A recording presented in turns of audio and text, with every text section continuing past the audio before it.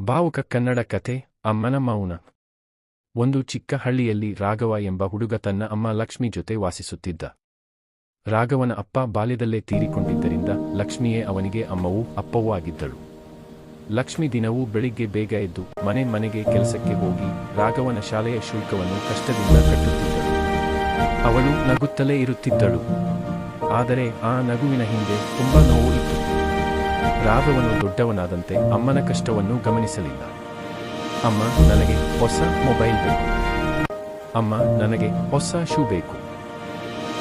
ಅಮ್ಮನ ಕೈಗಳು ಕಂಪಿಸಿದರೂ ಅವಳು ಏನೂ ಹೇಳಲಿಲ್ಲ. ಒಂದು ದಿನ ರಾಘವ ಕೆಲಸಕ್ಕೆ ನಗರಕ್ಕೆ ಹೋದ. ಅಲ್ಲಿ ಅವನು ತನ್ನ ಜೀವನದಲ್ಲೇ ಮೊದಲ ಬಾರಿ ಹಣದ ಬೆಲೆ ಅರಿತುಕೊಂಡ. ಹಳ್ಳಿಗೆ ಮರಳಿದಾಗ ಮನೆ ಮೌನವಾಗಿತ್ತು.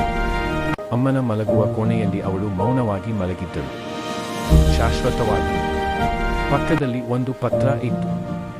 ಮಗನೇ, ನಿನ್ನ ಕನಸುಗಳು ನನಗೆ ಉಸಿರಾಗಿದ್ದವು. ನಿನ್ನ ನಗುವೇ ನನ್ನ ಸಂಬಳ. ನೀನು ಸಂತೋಷವಾಗಿರು. ಅದೇ ನನ್ನ ಬದುಕು. ಆ ದಿನ ರಾಘವ ಅತ್ತನು. ಆದರೆ ಅಮ್ಮನ ಕಣ್ಣೀರನ್ನು ಅರ್ಥ ಮಾಡಿಕೊಳ್ಳಲು ತಡವಾಗಿತ್ತು. ಕೆಲವೊಮ್ಮೆ ಅಮ್ಮನ ಮೌನವೇ ಅತಿ ದೊಡ್ಡ ಪ್ರೀತಿ.